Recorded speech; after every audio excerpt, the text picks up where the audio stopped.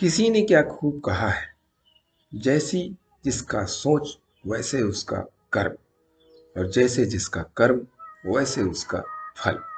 नमस्कार दोस्तों, मेरा नाम प्रेम प्रकाश पांडे है। आज अपने चैनल पर एक नई बेहतरीन प्रेरणादायक कहानी लेकर के आया हूँ। दोस्तों, आज की कहानी से हम सीखेंगे कि हम जैसा कर्म करते हैं उसी के अनुसार हमको फल मिलता है। तो चलिए, चैनल को सब्सक्राइब नहीं किया है, सब्सक्राइब कर लीजिए और सुनते हैं आज की कहानी, जिसका शीर्षक है कर्म का भोग। एक गांव में एक किसान रहता था। उसके परिवार में उसकी पत्नी और एक लड़का था। कुछ सालों के बाद पत्नी की मृत्यु हो गई। उस समय लड़के की उम्र 10 साल की थी। किसान ने दूसरी शादी कर ली। उस पत्नी से भी किसान को एक पुत्र प्राप्त हुआ। किसान की दूसरी पत्नी की भी कुछ समय बाद मृत्यु हो गई। किसान का बड़ा बेटा, जो पहली पत्नी से प्राप्त हुआ था, जब शादी के योग्य हुआ तब किसान ने बड़े बेटे की शादी कर दी। फिर किसान की भी कुछ समय बाद मृत्यु हो गई। किसान का छोटा बेटा, जो दूसरी पत्नी से प्राप्त हुआ था, और पहली पत्नी से प्राप्त बड़ा बेटा दोनों साथ साथ रहते थे। कुछ समय बाद किसान के छोटे बेटे की तबीयत खराब रहने लगी। बड़े भाई ने कुछ आसपास के वैद्यों से इलाज करवाया, पर कोई राहत न मिली।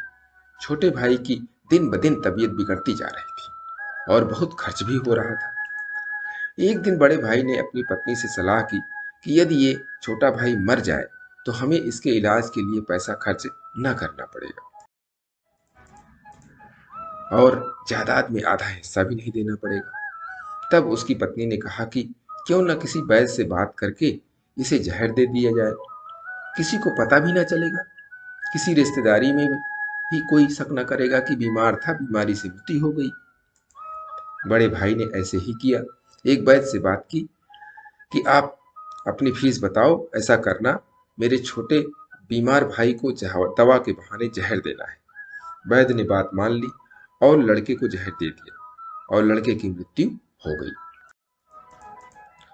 उसके भाई भाभी ने खुशी मनाई कि रास्ते का कांटा निकल गया, अब सारी संपत्ति अपनी हो गई। उसका अंतिम संस्कार कर दिया गया। कुछ महीनों पश्चात उस किसान के बड़े लड़के की पत्नी को लड़का हुआ। उन पति-पत्नी ने खूब खुशियां मनाई। बड़े ही लाड़ प्यार से लड़के की परवरिश की। कुछ ही गिने वर्षों में लड़का जवान हो गया। उन्होंने अपने लड़के की भी शादी कर दी। शादी के कुछ समय बाद अचानक लड़का बीमार रहने लगा। माँ बाप ने उसके इलाज के लिए बहुत वैद्यों से इलाज कराया। जिसने जितना पैसा मांगा दिया, सब कुछ दिया ताकि लड़का ठीक हो जाए। अपने लड़के के इलाज में अपनी आधी संपत्ति तक बेच दी, पर लड़का बीमारी के कारण मरने की कगार पर आ गया। शरीर इतना ज्यादा कमजोर हो गया कि अस्थि पंजर शेष रह गया था। एक दिन लड़के को चारपाई पर लेटा रखा था और उसका पिता साथ में बैठा अपने पुत्र की ये दयनीय हालत देखकर दुखी होकर उसकी ओर देख रहा था। तभी लड़का अपने पिता से बोला कि भाई, अपना हिसाब हो गया, बस अब कफन और लकड़ी का हिसाब बाकी है, उसकी तैयारी कर लो। ये सुनकर उसके पिता ने सोचा कि लड़के का दिमाग भी काम नहीं कर रहा है बीमारी के कारण, और बोला, बेटा मैं तेरा बाप हूँ, भाई नहीं। तब लड़का बोला, मैं आपका वही भाई हूँ जो आपने जहर खिलाकर मरवाया था। जिस संपत्ति के लिए आपने मरवाया था मुझे, अब वो मेरे इलाज के लिए आधी बिक चुकी है। आपका हमारा हिसाब हो गया। तब उसका पिता फूट फूट कर रोते हुए बोला कि मेरा तो कुल नाश हो गया, जो किया मेरे आगे आ गया, पर तेरी पत्नी का क्या दोष जो इस बेचारी को जिंदा जलाया जाए। उस समय सती प्रथा थी, जिसमें पति के मरने के बाद पत्नी को पति की चिता के साथ जलाया जाता था। तब वो लड़का बोला कि ये वो वैद्य कहाँ है जिसने मुझे जहर खिलाया था। तब उसके पिता ने कहा कि आपकी मृत्यु के 3 साल बाद वो मर गया था। तब लड़के ने कहा कि ये वही दुष्ट वैद्य आज मेरी पत्नी के रूप में है। मेरे मरने पर इसे जिंदा जलाया जाएगा। दोस्तों, हमारा जीवन जो उतार चढ़ाव से भरा है, इसके पीछे अपने ही कर्म होते हैं। हम जैसा बोएंगे वैसा ही काटना पड़ेगा। कर्म करो तो फल मिलता है। आज नहीं तो कल मिलता है। जितना गहरा अधिक होगा कुआं, उतना मीठा जल मिलता है। जीवन के हर कठिन प्रश्न का जीवन से ही हल मिलता है। सही कहा है दोस्तों। हम जैसा कर्म करते हैं, हमें वैसा ही फल मिलता है। हम जान भले न पाए, लेकिन हमें जो भी कष्ट हो रहा है, जो भी दुख मिल रहा है, वो हमारे कर्मों का ही फल है। इसलिए आप अच्छे कर्म करिए और जीवन को सुखमय बनाते रहिए। और प्रतिदिन सुबह 5:30 बजे एक नई कहानी, एक नई उमंग से करें दिन की शुरुआत। तब तक के लिए छोटों से मिले प्यार और बड़ों से मिले आशीर्वाद और भगवान के सहारे के साथ यही कहूँगा, काम तो सभी करते हैं, पर काम करो कुछ ऐसा कि उदाहरण बन जाए।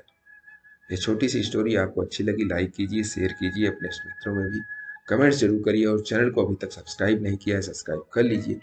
और नई नई बेहतरीन प्रेरणादायक कहानियाँ आपको मिलती रहे, इसके लिए प्रेस बेल आइकन।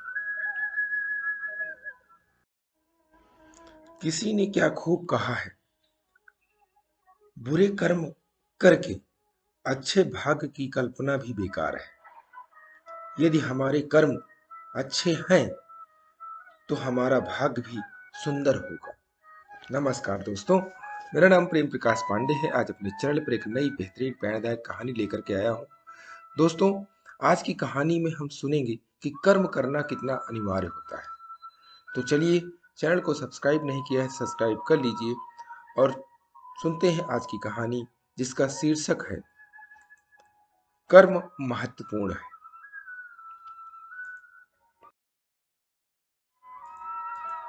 एक निकम्मे आदमी की पत्नी ने उसे घर से निकालते हुए कहा, आज कुछ न कुछ कमा कर ही लौटना, नहीं तो घर में घुसने नहीं दूंगा। आदमी दिन भर इधर उधर भटकता रहा, लेकिन उसे कुछ काम नहीं मिला।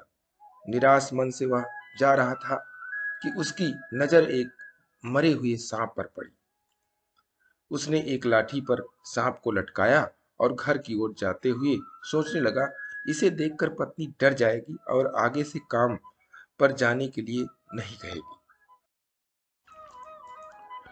घर जाकर उसने सांप को पत्नी को दिखाते हुए कहा, ये कमा कर लाया हूं।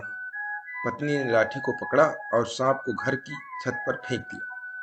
वह सोचने लगी कि मेरे पति की पहली कमाई, जो कि एक मरे हुए सांप के रूप में मिली, ईश्वर जरूर इसका फल हमें देंगे, क्योंकि मैंने सुना है कि कर्म का महत्व होता है, वह कभी व्यर्थ नहीं जाता।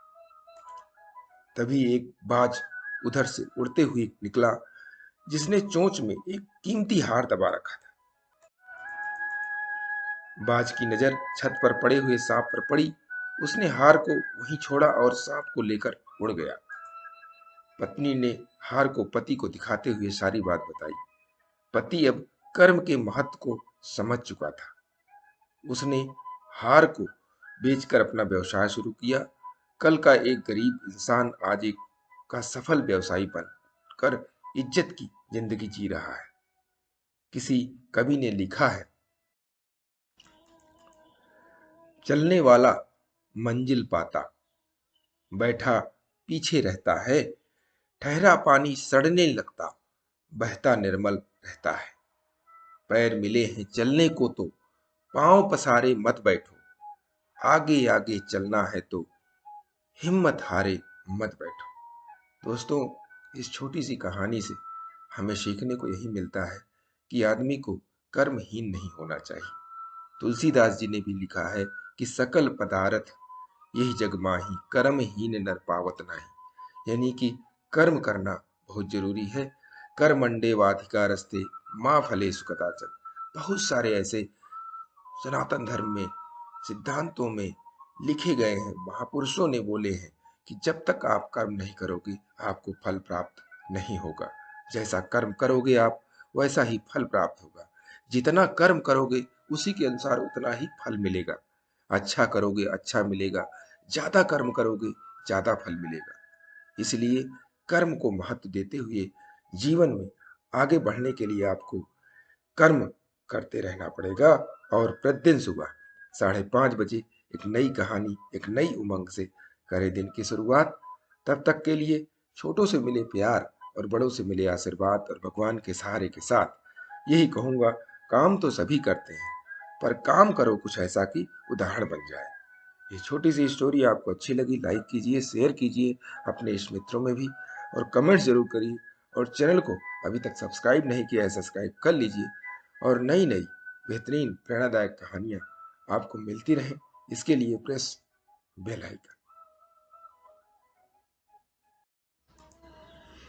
किसी ने क्या खूब कहा है, जीवन की सबसे महंगी चीज है हमारा वर्तमान, जो एक बार चला जाए तो पूरी दुनिया की संपत्ति से भी हम नहीं खरीद सकते हैं।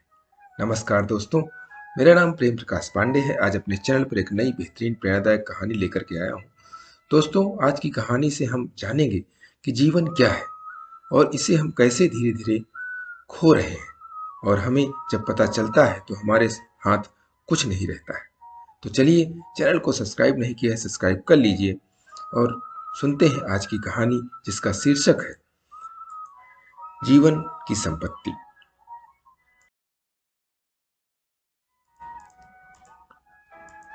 एक सुबह, अभी सूरज भी निकला नहीं था और एक मांझी नदी के किनारे पहुंच गया था। उसका पैर किसी चीज से टकरा गया। झुककर उसने देखा तो उसे महसूस हुआ कि पत्थरों से भरा हुआ एक झोला है। क्योंकि अंधेरा था, उसने अपना जाल किनारे पर रख दिया। वह सुबह सूरज के उगने की प्रतीक्षा करने लगा कि सूरज उग आए और वह अपना जाल फेंके और मछलियां पकड़े। वह जो झोला उसे पड़ा हुआ मिल गया था, उसमें से जो था उसे वह एक एक कर निकाल कर शांत नदी में फेंकने लगा।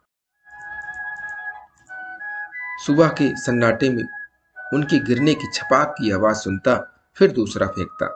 धीरे धीरे सुबह का सूरज निकला, रोशनी हुई। तब तक उसने झोले के अंदर के सारे पत्थर फेंक दिए थे। सिर्फ एक पत्थर उसके हाथ में रह गया था। सूरज की रोशनी में देखते ही जैसे उसके हृदय की धड़कन बंद हो गई, सांस रुक गई। उसने जिन्हें पत्थर समझकर फेंक दिया था, वे हीरे जवाहरात थे। लेकिन अब तो अंतिम हाथ में बचा था टुकड़ा, और वह पूरे झोले को फेंक चुका था। वह रोने लगा, चिल्लाने लगा। इतनी संपदा उसे मिल गई थी कि अनंत जन्मों के लिए काफी थी। लेकिन अंधेरे में, अनजान, अपरिचित, उसने उस सारी संपदा को पत्थर समझकर फेंक दिया। लेकिन फिर भी वह मछुआरा सौभाग्यशाली था, क्योंकि अंतिम पत्थर फेंकने के पहले सूरज निकल आया था और उसे दिखाई पड़ गया था कि उसके हाथ में हीरा है। साधारणतः सभी लोग इतने सौभाग्यशाली नहीं होते हैं। जिंदगी बीत जाती है, सूरज नहीं निकलता, सुबह नहीं होती, रोशनी नहीं आती, और सारे जीवन के हीरे हम पत्थर समझकर फेंक चुके होते हैं। जीवन एक बड़ी संपदा है, लेकिन आदमी सिवाय उसे फेंकने और गंवाने के कुछ भी नहीं करता है। जीवन क्या है यह भी नहीं पता चल पाता और हम उसे फेंक देते हैं। जीवन में क्या छिपा था, कौन से राज, कौन सा रहस्य, कौन सा स्वर्ग, कौन सा आनंद, कौन सी मुक्ति, उस सब का कोई भी अनुभव नहीं हो पाता और जीवन हमारे हाथ से रिक्त हो जाता है। ज्ञान रूपी प्रकाश किसी को मिल जाता है तो वह जीवन तो संवर ही जाता है। दोस्तों, इस छोटी सी कहानी से हमें सीखने को मिलता है कि जीवन अनमोल है, उसे हमें जानना पड़ेगा, पहचानना पड़ेगा समय रहते, नहीं तो हमारे हाथ कुछ नहीं लगेगा। इसलिए जीवन रूपी संपत्ति को बचाने के लिए सत्कर्म और परिश्रम करते रहें और ज्ञान अर्जित करते रहें कि जीवन को कैसे हमें आगे बढ़ाना है, इसका उपयोग कैसे करना है। तभी हम जीवन को सफल बना पाएंगे, सुखमय बना पाएंगे और संतोष की प्राप्ति हो पाएगी। अन्यथा समय बीतता जाएगा और जीवन निकलता जाएगा और अंतिम क्षण में हम न तो प्रभु के दर्शन कर पाएंगे और न कोई सत्कर्म कर पाएंगे और न ही हम परिश्रम से कुछ हासिल कर पाएंगे। इसीलिए जीवन में सत्कर्म करते रहिए, परिश्रम करते रहिए और जीवन की संपदा को हासिल करते रहिए। इसके लिए प्रतिदिन सुबह 5:30 बजे एक नई कहानी, एक नई उमंग से करें दिन की शुरुआत। तब तक के लिए छोटों से मिले प्यार और बड़ों से मिले आशीर्वाद और भगवान के सहारे के साथ यही कहूँगा, काम तो सभी करते हैं, पर काम करो कुछ ऐसा कि उदाहरण बन जाए। ये छोटी सी स्टोरी आपको अच्छी लगी तो लाइक कीजिए, शेयर कीजिए अपने इष्ट मित्रों में भी, कमेंट जरूर करिए और चैनल को अभी तक सब्सक्राइब नहीं किया है सब्सक्राइब कर लीजिए। और नई नई बेहतरीन प्रेरणादायक कहानियाँ आपको सबसे पहले मिले इसके लिए प्रेस बेल आइकन। किसी ने क्या खूब कहा है, परिश्रम से प्राप्त धन ही दान योग्य होता है और ऐसे ही दान का फल मिलता है। नमस्कार दोस्तों, मेरा नाम प्रेम प्रकाश पांडे है। आज अपने चैनल पर एक नई बेहतरीन प्रेरणादायक कहानी लेकर के आया हूँ। दोस्तों, आज की इस कहानी से हम जानेंगे कि ईश्वर को क्या समर्पित करें या दान क्या करना चाहिए, कौन सा करना चाहिए। तो चलिए, चैनल को सब्सक्राइब नहीं किया है सब्सक्राइब कर लीजिए और सुनते हैं आज की कहानी, जिसका शीर्षक है दान की कीमत। एक नगर में एक महात्मा जी रहते थे और नदी के बीच में भगवान का मंदिर था और वहां रोज कई व्यक्ति दर्शन को आते थे और ईश्वर को चढ़ाने को कुछ न कुछ लेकर आते थे। एक दिन महात्मा जी अपने कुछ शिष्यों के साथ नगर भ्रमण को गए तो बीच रास्ते में उन्हें एक फल वाले के यहाँ एक आदमी कह रहा था कि कुछ सस्ते फल दे दो, भगवान के मंदिर चढ़ाने हैं। थोड़ा और आगे बढ़े तो एक दुकानदार पर एक आदमी कह रहा था कि दीपक का घी देना, और वो घी भी ऐसा कि उससे अच्छा तो तेल है। आगे बढ़े तो एक आदमी कह रहा था कि दो सबसे हल्की धोती देना, एक पंडित जी को और एक किसी और को देनी है। फिर जब वो मंदिर गए तो जो नजारा वहां देखा तो वो दंग रह गए। उस राज्य की राजकुमारी भगवान के आगे अपना मुंडन करवा रही थी और वहां पर एक किसान जिसके स्वयं के वस्त्र फटे हुए थे, पर वो कुछ लोगों को नए नए वस्त्र दान कर रहा था। जब महात्मा जी ने उनसे पूछा तो किसान ने कहा, हे महात्मन, चाहे हम ज्यादा दान न कर पाए, पर हम अपने ईश्वर को वो समर्पित करने की इच्छा रखते हैं जो हमें भी नसीब न हो। और जब मैं इन वस्त्रहीन लोगों को देखता हूं तो मेरा बड़ा मन करता है कि इन्हें उत्तम वस्त्र पहनावे। और जब राजकुमारी से पूछा तो उस राजकुमारी ने कहा कि हे देव, एक नारी के लिए उसके सिर के बाल अति महत्वपूर्ण है और वो उसकी बड़ी शोभा बढ़ाते हैं। तो मैंने सोचा कि मैं अपने इष्ट देव को वो समर्पित करूं जो मेरे लिए बहुत महत्वपूर्ण है। इसीलिए मैं अपने इष्ट को वही समर्पित कर रहे हैं। जब उन दोनों से पूछा कि आप अपने इष्ट को सर्वश्रेष्ठ समर्पित कर रहे हो तो फिर आपकी मांग भी सर्वश्रेष्ठ होगी। तो उन दोनों ने ही बड़ा सुंदर उत्तर दिया, हे देव, हमें व्यापारी नहीं बनना है और जहां तक हमारी चाहत का प्रश्न है तो हमें उनकी निष्काम भक्ति और निष्काम सेवा के अतिरिक्त कुछ भी नहीं चाहिए। जब महात्मा जी मंदिर के अंदर गए तो वहां उन्होंने देखा वो तीनों व्यक्ति जो सबसे सस्ता घी, धोती और फल लेकर आए साथ में आए थे, वो अपनी मांगों की एक बड़ी सूची भी लेकर साथ आए थे और भगवान के सामने उन मांगों को रख रहे थे। तब महात्मा जी ने अपने शिष्यों से कहा, हे मेरे अति प्रिय शिष्यों, जो तुम्हारे लिए सबसे अहम हो, जो शायद तुम्हें भी नसीब ना हो, जो सर्वश्रेष्ठ हो, वही ईश्वर को समर्पित करना और बदले में कुछ मांगना मत। और मांगना ही है तो बस निष्काम भक्ति और निष्काम सेवा, इन दोनों के सिवा अपने मन में कुछ भी चाह न रखना। इसीलिए दोस्तों, हमें याद रखना चाहिए कि भले ही थोड़ा ही समर्पित हो, पर जो सर्वश्रेष्ठ हो बस वही समर्पित हो। मत ज्यादा दान करें, पर जितना भी करें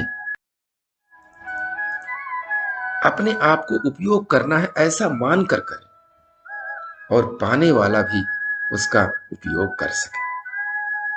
दोस्तों, इस छोटी सी कहानी से हमें सीखने को मिल रहा है कि दान सर्वश्रेष्ठ हो वही करें, आपकी यथाशक्ति के अनुरूप हो वही करें, जो आपको अच्छा लगे वही करें, जो सामने वाला उपयोग कर सके वही करें। फालतू फालतू की चीजों को ध्यान करके दिखावे में दान मत कर, ना करे दान उससे अच्छा है। और अपने जीवन को सफल बनाने के लिए, भगवान का आशीर्वाद पाते रहने के लिए प्रतिदिन सुबह 5:30 बजे एक नई कहानी, एक नई उमंग से करें दिन की शुरुआत। तब तक के लिए छोटों से मिले प्यार और बड़ों से मिले आशीर्वाद और भगवान के सहारे के साथ यही कहूंगा, काम तो सभी करते हैं, पर काम करो कुछ ऐसा कि उदाहरण बन जाए। ये छोटी सी स्टोरी आपको अच्छी लगी तो लाइक कीजिए, शेयर कीजिए अपने इष्ट मित्रों में भी, और कमेंट जरूर करिए। और चैनल को अभी तक सब्सक्राइब नहीं किया, सब्सक्राइब कर लीजिए। और नई नई बेहतरीन प्रेरणादायक कहानियां आपको मिलती रहे, इसके लिए प्रेस बेल आइकन। किसी ने क्या खूब कहा है, व्यक्ति के 3 सच्चे मित्र, ज्ञान, बुद्धि और विवेक। ज्ञान बुद्धि विवेक से बढ़कर मीत न कोय, इनके छूटे साथ तो जीवन भर को रोए। नमस्कार दोस्तों, मेरा नाम प्रेम प्रकाश पांडे है। आज अपने चैनल पर एक नई बेहतरीन प्रेरणादायक कहानी लेकर के आया हूँ। दोस्तों, आज हम फिर से एक बार अकबर और बीरबल की कहानी लेकर के आए हैं। इस कहानी से सीखेंगे कि बुद्धि और विवेक से लिया गया निर्णय हमेशा आपको आगे रखता है। तो चलिए, चैनल को सब्सक्राइब नहीं किया है तो सब्सक्राइब कर लीजिए और सुनते हैं आज की कहानी, जिसका शीर्षक है न स्त्री है न पुरुष। एक दिन बादशाह और उनके मंत्री से आपस में कुछ बातें हो रही थी। इसी बीच बीरबल की बात आई। तब मंत्री ने बीरबल की बड़ी निंदा की। यह बादशाह का मुंह लगा मंत्री था, इसलिए खुलेआम उसकी अवहेलना करना उचित न समझकर प्रमाणों द्वारा मुंहतोड़ उत्तर देना शुरू किया। वह बोले, तुम स्वयं विचार कर देखो कि मेरे दरबार में बीरबल सा हाजिर जवाब एक आदमी भी नहीं है। मंत्री बादशाह के मुख से बीरबल की प्रशंसा सुनकर मन ही मन भड़क उठा और बोला, हुजूर, यदि आप बीरबल को हाजिर जवाब बतलाते हैं तो वह मेरे 3 सवालों का जवाब दे। यदि ठीक ठीक उत्तर भी दे देगा तो भी मैं उसे श्रेष्ठ मान लूंगा। बादशाह ने उससे सवाल पूछने को कहा। मंत्री बोला, पहला सवाल, आकाश में तारों की कितनी संख्या है? दूसरा सवाल, दुनिया में स्त्री पुरुष अलग अलग कितने हैं? तीसरा सवाल, धरती अपना बीज कहाँ रखती है? बादशाह ने मंत्री को अपने पास बुलाकर बैठाया और बीरबल को बुलाने के लिए सिपाही भेजा। जब बीरबल आए तो उनसे मंत्री के द्वारा पूछे गए तीनों सवालों का उत्तर मांगा। बीरबल ने बादशाह से कुछ समय मांगा और जल्द ही दरबार में हाजिर होने का विश्वास कराया। इतने में बीरबल बाजार से एक बड़ा घोड़ा खरीद लाए और उसे बादशाह के सामने खड़ा कर बोला, मंत्री साहब, इसके पीठ के बालों की गणना कर ले। इसके शरीर में जितने बाल हैं उतने ही आकाश में तारे भी हैं। फिर इधर उधर गौर से पड़ताल कर एक जगह जमीन में खूंटी गाड़ कर बोले, बादशाह सलामत, पृथ्वी का मध्य यानी बीच यही है। यदि मंत्री को यकीन न हो तो स्वयं नाप सकते हैं। जब पहले और तीसरे सवालों के उत्तर मिल गए तो बादशाह ने दूसरे प्रश्न का उत्तर जानने के लिए बीरबल से कहा। बीरबल, पहले और तीसरे प्रश्न का उत्तर मिल गया, लेकिन दूसरे प्रश्न का उत्तर क्या है? दूसरे उत्तर देने की बारी आई तो बीरबल हंस पड़ा और बादशाह को उत्तर दिया, जहां पनाह, यह मंत्री जी मौलाना साहब है या फिर कोई स्त्री। इनके कारण स्त्री और पुरुषों की संख्या बिगड़ गई है, क्योंकि ये न तो स्त्रियों की संख्या में आते हैं और न पुरुषों के ही, क्योंकि इनकी हरकतें तो स्त्रियों की तरह हैं लेकिन दिखते पुरुष हैं। यदि ऐसे लोगों को जान से मरवा दिया जाए तो ठीक ठीक गणना निकल सकती है। मंत्री मौलाना साहब का मुंह छोटा हो गया। उसके मुंह से एक बात भी न निकली। बादशाह ने उसे बहुत कुछ भला बुरा सुनाया। बेचारा लाज का मारा दुम दबाकर दरबार से चला गया। दूसरी तरफ बादशाह ने बीरबल को पारितोषिक देकर विदा किया। दोस्तों, बुद्धि और विवेक से लिया गया निर्णय हमेशा आपको उच्च स्थान पर रखता है।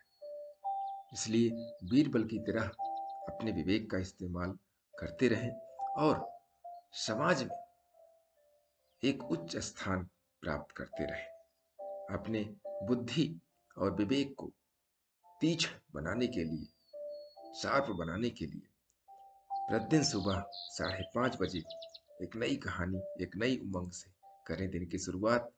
तब तक के लिए छोटों से मिले प्यार और बड़ों से मिले आशीर्वाद और भगवान के सहारे के साथ यही कहूँगा, काम तो सभी करते हैं, पर काम करो कुछ ऐसा कि उदाहरण बन जाए।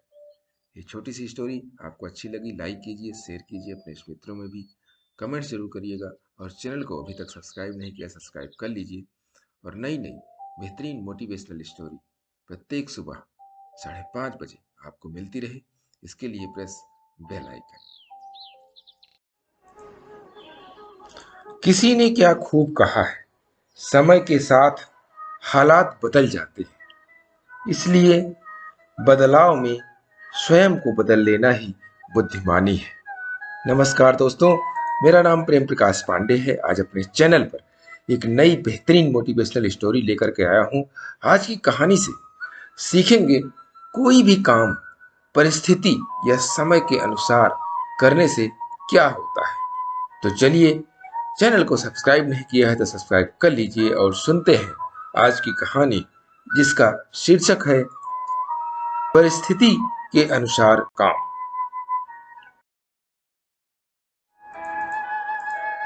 बहुत ठंड पड़ रही थी। एक किसान पर रविवार के दिन मीलों चलकर पहाड़ी पर स्थित एक चर्च पर पहुंचा। चर्च का दरवाजा बंद था। किसान ऊंची आवाज में बोला, अरे कोई है? पादरी बाहर आया। वह किसान को देखकर कुछ हैरान था। आज ठंड बहुत है।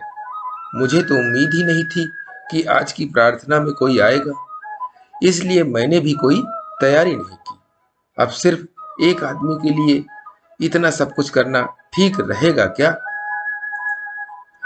क्यों ना हम आज पूजा रहने दें और अपने घरों में जाकर आराम से रहें। पादरी बोला, साहब, मैं तो एक साधारण सा किसान हूँ। मैं रोज सुबह कबूतरों को दाना डालने जाता हूँ और अगर एक कबूतर भी वहां होता है तो मैं उसे दाना जरूर खिलाता हूँ, किसान बोला। पादरी यह सुनकर थोड़ा शर्मिंदा हुआ और उसने मन ही मन ईश्वर से क्षमा मांगी और प्रार्थना में जुट गया। पहले उसने सारी टेबल कुर्सियां साफ की, हर एक टेबल पर ले जाकर के बाइबल रखी, मोमबत्तियां जलाई और पूरे विधि विधान से पूजा अर्चना की। 3-4 घंटे बाद प्रार्थना खत्म हुई तो पादरी ने किसान को धन्यवाद दिया कि उसने उसे अपना कर्तव्य याद दिलाया। किसान कुछ नहीं बोला और उठकर जाने लगा। इस पर पादरी ने पूछा, क्या हुआ? प्रार्थना में कोई कमी रह गई क्या? किसान बोला, मैं क्या बताऊं पादरी साहब, मैं तो एक साधारण किसान हूं, लेकिन जब मैं कबूतरों को दाना डालने जाता हूं और अगर एक ही कबूतर आता है तो मैं सारे दाने उसी को नहीं खिला देता। पादरी को एक बार फिर एहसास हुआ कि सिर्फ अपना कर्तव्य निभाना ही जरूरी नहीं है, बल्कि परिस्थिति के हिसाब से खुद को ढालना भी आवश्यक है। उसे चाहिए था कि सिर्फ एक आदमी के लिए हिसाब से तैयारी करके प्रार्थना शुरू कर देता, जबकि वो तमाम लोगों के हिसाब से तैयारी में जुट गया।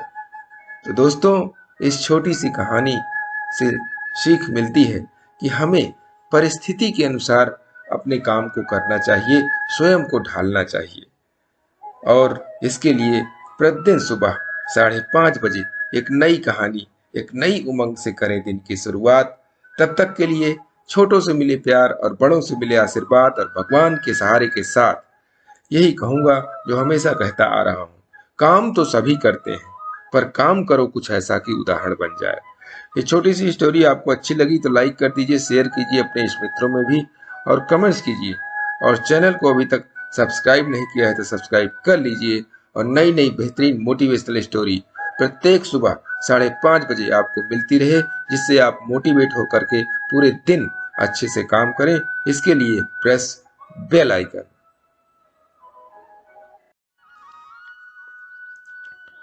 किसी ने क्या खूब कहा है कि इससे पहले कि परिस्थितियां तुम्हारी जिंदगी बदले, उठो, साहस दिखाओ और परिस्थितियों को ही बदल डालो। नमस्कार दोस्तों, मेरा नाम प्रेम प्रकाश पांडे है। आज अपने चैनल पर एक नई बेहतरीन मोटिवेशनल स्टोरी लेकर के आया हूं, जिसके जरिए हम जानेंगे कि परिस्थितियों को कैसे बदलें। तो आइए, चैनल को सब्सक्राइब नहीं किया है सब्सक्राइब कर लीजिए और सुनते हैं यह मोटिवेशनल स्टोरी।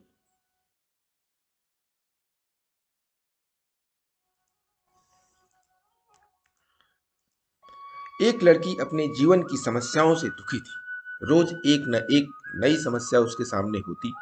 धीरे धीरे उसे लगने लगा कि उसका जीवन व्यर्थ है, क्योंकि उसमें समस्याओं के सिवाय कुछ नहीं है। एक दिन दुखी होकर वह अपने पिता के पास गई और कहने लगी, पापा, क्या मुझे अपनी जिंदगी में परेशानियों से कभी छुटकारा नहीं मिलेगा? मैं तंग आ चुकी हूँ इन रोज रोज की परेशानियों से। उत्तर देने के स्थान पर लड़की का पिता उसे किचन में ले गया। वह पेशे से सेफ था। किचन में पहुंचकर उसमें पानी से भरी 3 तपेलियां ली। पहली तपेली में उसने आलू रखा, दूसरी में अंडा और तीसरे में कॉफी बीन्स। फिर गैस बर्नर ऑन कर उन्हें उबलने के लिए रख दिया। लड़की चुपचाप यह सब देख रही थी। उसे समझ नहीं आ रहा था कि उसके पिता आखिर कर क्या रहे हैं। लगभग आधे घंटे बाद पिता ने गैस बर्नर बंद कर दिया। फिर तपेली में से आलू निकालकर उसे एक कटोरी में और अंडे को एक प्लेट में रख दिया और कॉफी उसने एक कप में निकाल ली। फिर उसने अपनी बेटी से पूछा, अब बताओ, तुम्हें क्या दिख रहा है? लड़की बोली, आलू, अंडा और कॉफी। जरा ठीक से देख कर बताओ, पिता ने फिर से पूछा। लड़की ने फिर से वही उत्तर दिया। तब पिता ने उससे कहा कि वह इन चीजों को छूकर इस प्रश्न का उत्तर दे।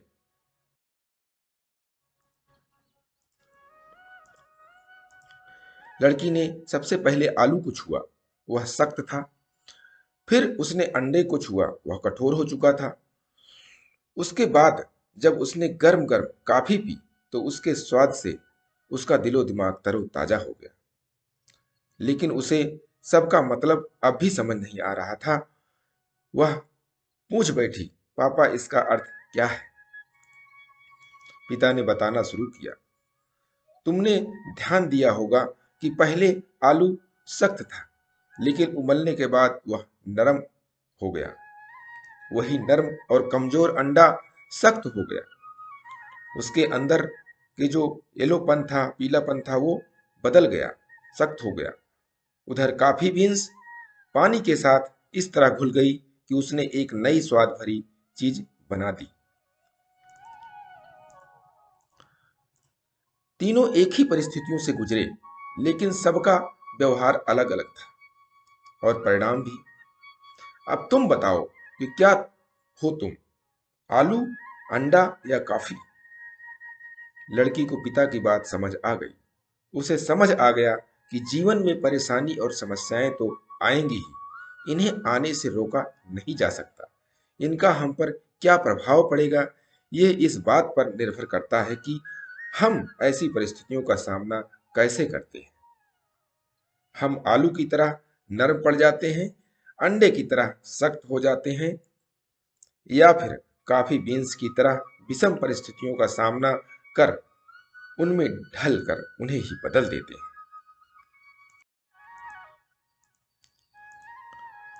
दोस्तों, जीवन की विषम परिस्थितियों के समक्ष हमें कमजोर नहीं पड़ना चाहिए, न ही उनके प्रभाव में जीवन के प्रति सख्त रवैया अपनाना चाहिए, बल्कि हमें कॉफी बीन्स की तरह उन परिस्थितियों के भीतर जाकर उनका इस तरह सामना करना चाहिए कि वे परिस्थितियां ही बदल जाएं। ये छोटी सी स्टोरी हमें बहुत ही बेहतरीन शिक्षा देती है कि हमें परिस्थितियों को बदल देना चाहिए। हमें शक्त या फिर हमें कमजोर नहीं पड़ना चाहिए। इसके लिए प्रतिदिन सुबह 5:30 बजे एक नई कहानी, एक नई उमंग से करें दिन की शुरुआत।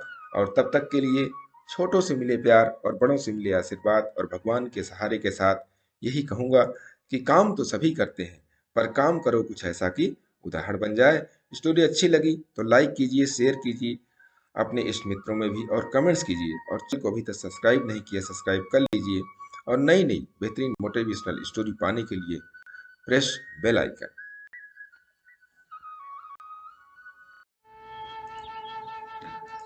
किसी ने क्या खूब कहा है, मनुष्य जब संसार से जाता है तो भलाई या बुराई ही साथ लेकर जाता है।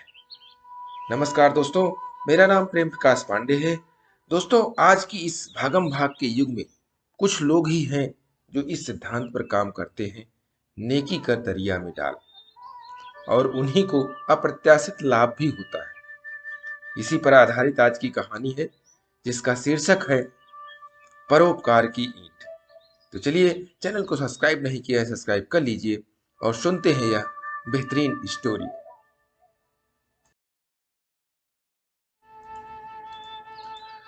बहुत समय पहले की बात है कि एक विख्यात ऋषि गुरुकुल में बालकों को शिक्षा प्रदान किया करते थे।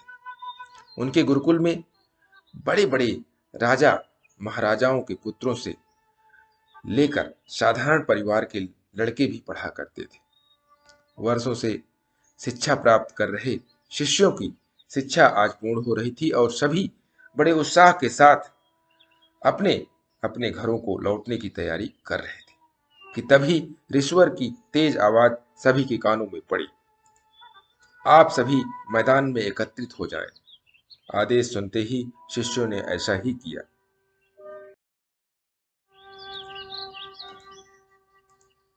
ऋषिवर बोले, प्रिय शिष्यों, आज इस गुरुकुल में आपका अंतिम दिन है। मैं चाहता हूं कि यहां से प्रस्थान करने से पहले आप सभी एक दौड़ में हिस्सा लें।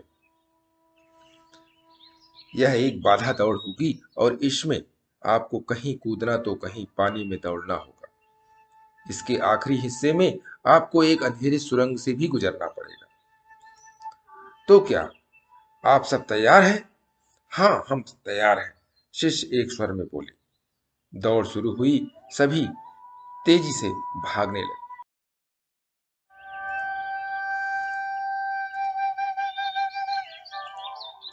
वे तमाम बाधाओं को पार करते हुए अंत में सुरंग के पास पहुंचे। वहां बहुत अंधेरा था और उसमें जगह जगह नुकीले पत्थर भी पड़े थे, जिनके चुभने पर असहनीय पीड़ा का अनुभव होता था। सभी असमंजस में पड़ गए। जहां अभी तक दौड़ में सभी एक वर्तमान बर्ताव कर रहे थे, वहीं अब सभी अलग अलग व्यवहार करने लगे। खैर, सभी ने जैसे तैसे दौड़ खत्म की और ऋषिवर के समक्ष एकत्रित हुए। पुत्रों, मैं देख रहा हूं कि कुछ लोग दौड़ बहुत जल्दी पूरी कर ली और कुछ ने बहुत अधिक समय लिया। भला ऐसा क्यों? ऋषिवर ने प्रश्न किया।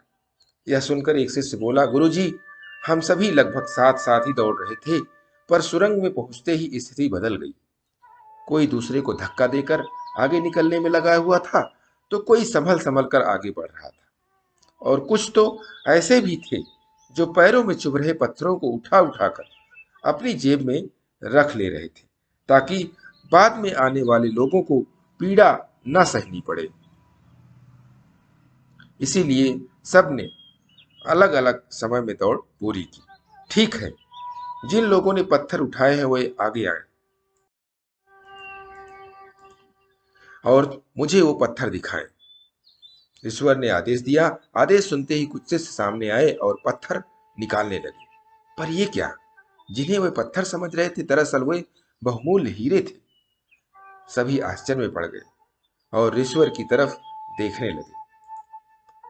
मैं जानता हूं आप लोग इन हीरो के देखकर आश्चर्य में पड़ गए हैं। ईश्वर बोले, दरअसल इन्हें मैंने ही उस सुरंग में डाला था, और यह दूसरों के विषय में सोचने वाले शिष्यों को मेरा इनाम है। पुत्रों, यह दौड़ जीवन की भागम भाग को दर्शाती है।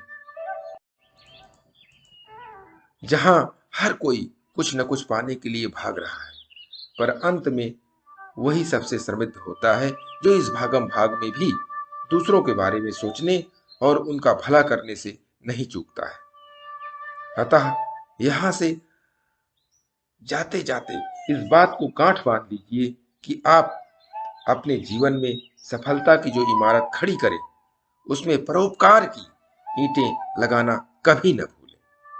अंततः वही आपकी सबसे अनमोल जमा पूंजी होगी।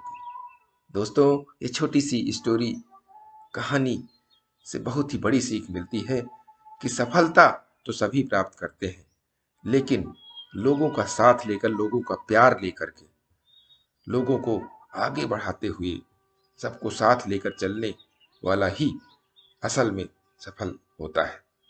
इसके लिए प्रतिदिन सुबह 5:30 बजे एक नई कहानी, एक नई उमंग से करें दिन की शुरुआत।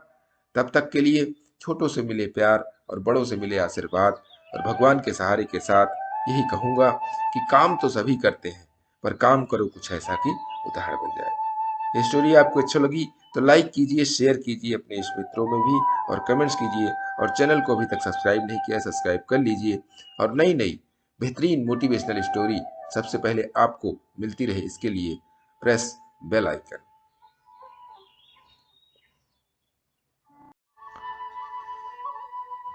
किसी ने क्या खूब कहा है, जिनके हृदय में सदियों परोपकार की भावना रहती है, उसकी आपदाएं समाप्त हो जाती हैं और पग पग पर धन की प्राप्ति होती है। नमस्कार दोस्तों, मेरा नाम प्रेम प्रकाश पांडे है। आज अपने चैनल पर एक नई मोटिवेशनल स्टोरी लेकर के आया हूं, जिसका शीर्षक है परोपकार की भावना। तो चलिए, चैनल को सब्सक्राइब नहीं किया, सब्सक्राइब कर लीजिए और सुनते हैं यह स्टोरी।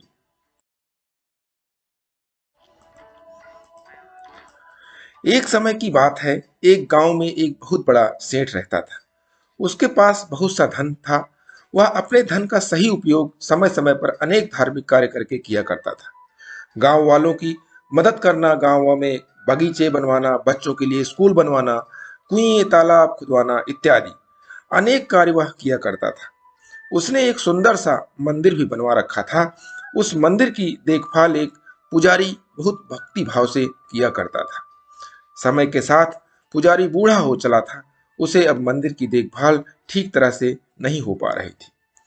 उस सेठ ने दूसरा पुजारी रखने और उसे अपने कार्य से निवृत्त करने का आग्रह किया।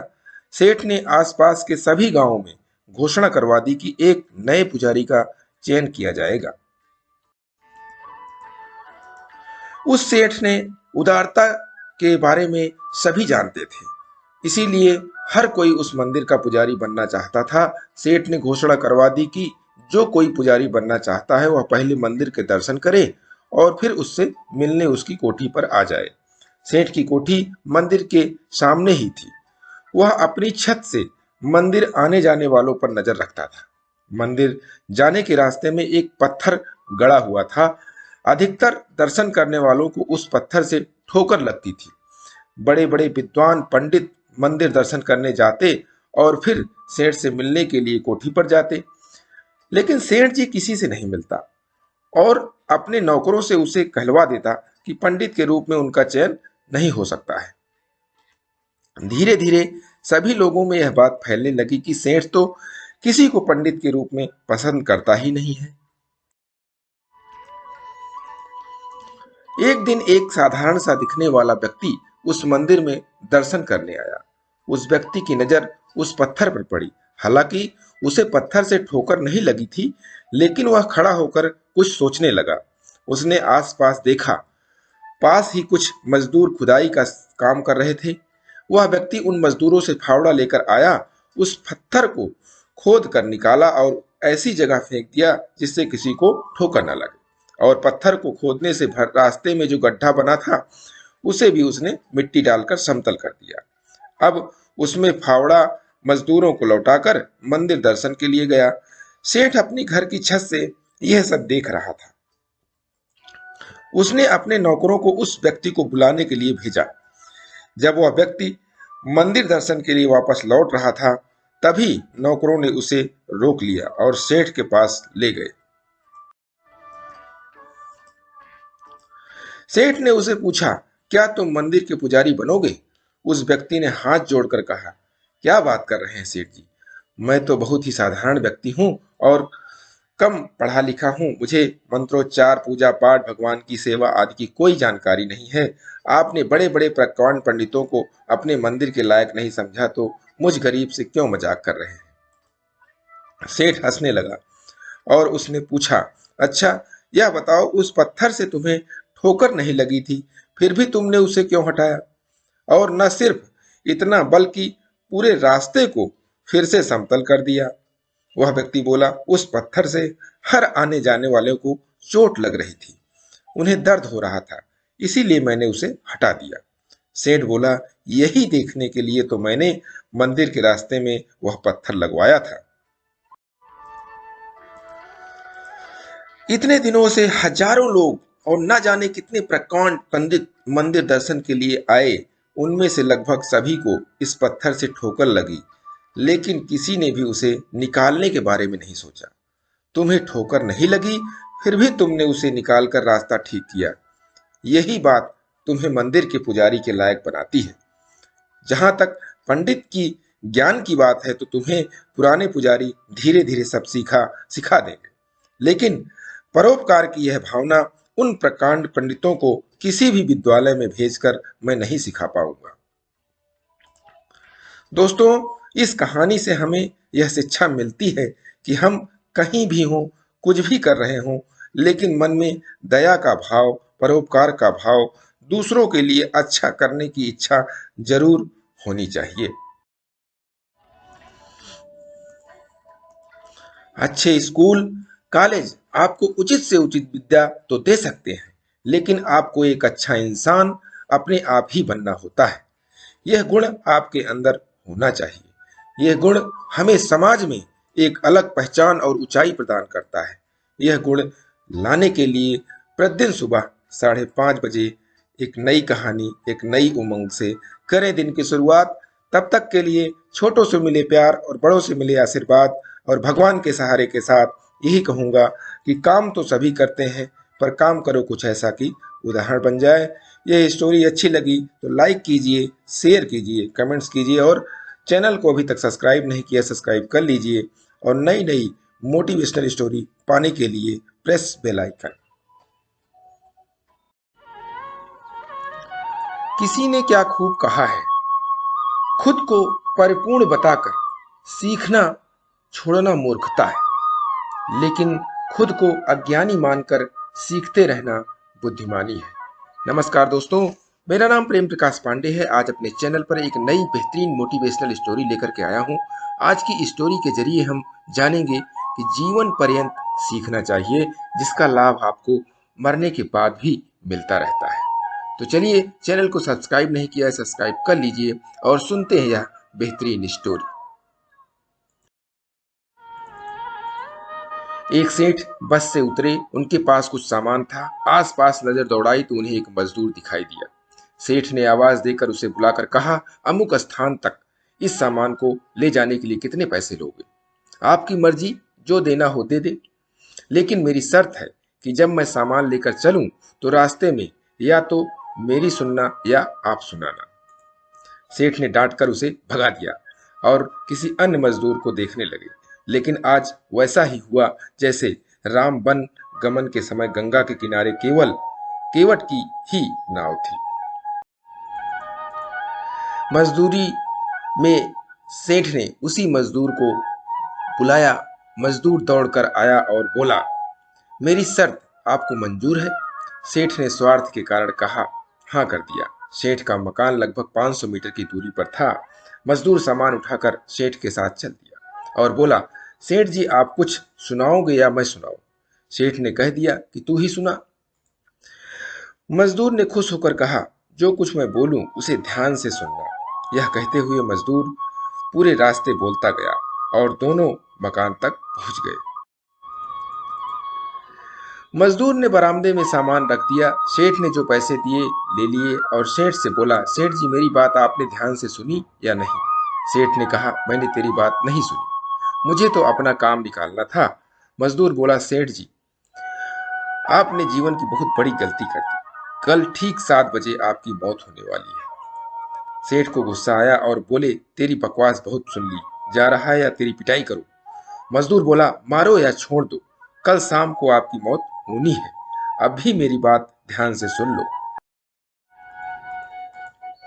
अब सेठ थोड़ा गंभीर हुआ और बोला, सभी को मरना है, अगर मेरी मौत कल शाम होनी है तो होगी, इसमें मैं क्या कर सकता हूँ? मजदूर बोला, तभी तो कह रहा हूँ कि अब भी मेरी बात ध्यान से सुन लो। सेठ बोला, सुना, ध्यान से देकर सुनूंगा। मरने के बाद आप ऊपर जाओगे तो आपसे यह पूछा जाएगा कि हे मनुष्य, पहले पाप का फल भोगेगा या पुण्य का? क्योंकि मनुष्य अपने जीवन में पाप और पुण्य दोनों ही करता है। तो आप कह देना कि पाप का फल भुगतने को तैयार हूं, लेकिन पुण्य का फल आंखों से देखना चाहता हूं। इतना कहकर मजदूर चला गया। दूसरे दिन ठीक 7 बजे सेठ की मौत हो गई। सेठ ऊपर पहुंचा तो यमराज ने मजदूर द्वारा बताया गया प्रश्न कर दिया कि पहले पाप का फल भोगना चाहता है कि पुण्य का? सेठ ने कहा, पाप का फल भुगतने को तैयार हूं, लेकिन जो भी जीवन में मैंने पुण्य किया हो उसका फल आंखों से देखना चाहता हूं। यमराज बोले, हमारे यहाँ ऐसी कोई व्यवस्था नहीं है, यहाँ तो दोनों के फल भुगतवाए जाते हैं। सेठ ने कहा कि फिर मुझसे क्यों पूछा? तो उसे पूछा कर पूरा करो। धरती पर तो अन्याय होता देखा है, पर यहाँ पर भी अन्याय है। यमराज ने सोचा, बात तो यह सही कह रहा है, इससे पूछकर बड़े बुरे फंसे, और मेरे पास कोई ऐसी पावर ही नहीं है जिससे कि इस जीव की इच्छा पूरी हो जाए। विवश होकर यमराज उस सेठ को ब्रह्मा जी के पास ले गए और पूरी बात बता दी। ब्रह्मा जी ने अपनी पोथी निकालकर सारे पन्ने पलट डाले, लेकिन उनको कानून की कोई ऐसी धारा या उपधारा नहीं मिली जिससे जीव की इच्छा पूरी हो सके। ब्रह्मा जी भी विवश होकर यमराज और सेठ को साथ लेकर भगवान के पास पहुंचे और समस्या बताई। भगवान ने यमराज और ब्रह्मा से कहा, जाइए अपना अपना काम देखिए। दोनों चले गए। भगवान ने सेठ से कहा, अब बोलो, तुम क्या कहना चाहते हो? सेठ बोला, अजी साहब, मैं तो शुरू से एक ही बात कह रहा हूं कि पाप का फल भुगतने को तैयार हूं, लेकिन पुण्य का फल आंखों से देखना चाहता हूं। भगवान बोले, धन्य है वो सदगुरु। उस मजदूर को उन्होंने बोला, जो तेरे अंतिम समय में भी तेरा कल्याण कर गया। अरे मूर्ख, उसके बताए उपाय के कारण तू मेरे सामने खड़ा है। अपनी आंखों से इससे और बड़ा पुण्य का फल क्या देखना चाहता है? मेरे दर्शन से तेरे सभी पाप भस्मीभूत हो गए।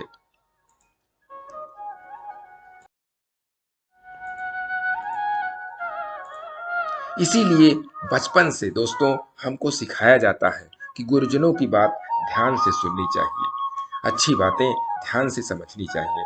पता नहीं कौन सी बात जीवन में कब काम आ जाए।